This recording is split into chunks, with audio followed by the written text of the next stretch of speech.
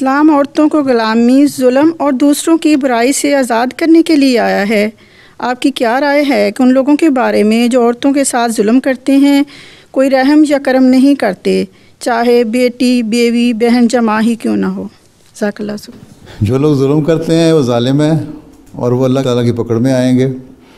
اللہ تعالیٰ نے مردوں کو اگر قوام بنایا ہے تو ان پہ ذمہ داریاں بھی ڈالی ہیں اور ان کو یہ کہا ہے کہ تم نرمی اور پیار کا سلوک کرو، لیکن لوگ تو ظالموں کی طرح مارتے ہیں اپنی بیویوں کو بھی اور بیٹیوں کو بھی بعض دفعہ، اور بلکہ بعض ایسے کیس بھی آ جاتے ہیں میرے سامنے کہ ماں بہن سے بھی صحیح سلوک نہیں کرتے۔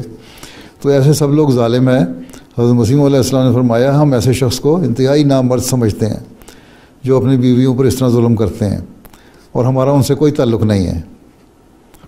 ایک دفعہ حضرت مسیح علیہ السلام مجلس میں بیٹھے ہوئے تھے، کسی شخص کے بارے میں، احمدی کے بارے میں یہ پتہ لگا کہ اس نے اپنی بیوی پہ ظلم کیا ہے، تو حضرت مسیح علیہ السلام بڑے سخت ناراض ہوئے، اور اتنے ناراض ہوئے کہ وہ صحابی جو پاس بیٹھے ہوئے تھے وہ کہتے ہیں کہ ہم نے کبھی آج تک اتنے غصے میں حضرت مسیح علیہ السلام کو نہیں دیکھا۔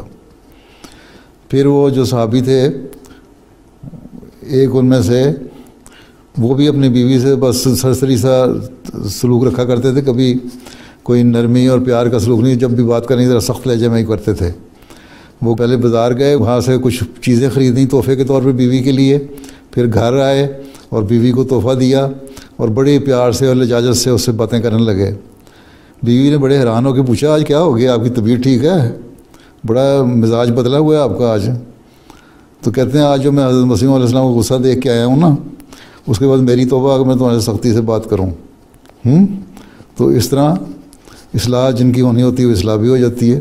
تو بہرحال جو بھی ظلم کرتے ہیں وہ ظالم ہیں، اور اگر یہاں نہ بھی پکڑے جائیں تو اگلے جہان میں اللہ تعالیٰ ضرور ان کو سزا دے گا۔ اس لیے عورت کو دعا بھی کرنی چاہیے کہ اللہ تعالیٰ ان کے ظلم سے نجات دے، اور صبر بھی کرے اور ان کی اصلاح بھی کرے۔ ٹھیک ہے، جزاک اللہ۔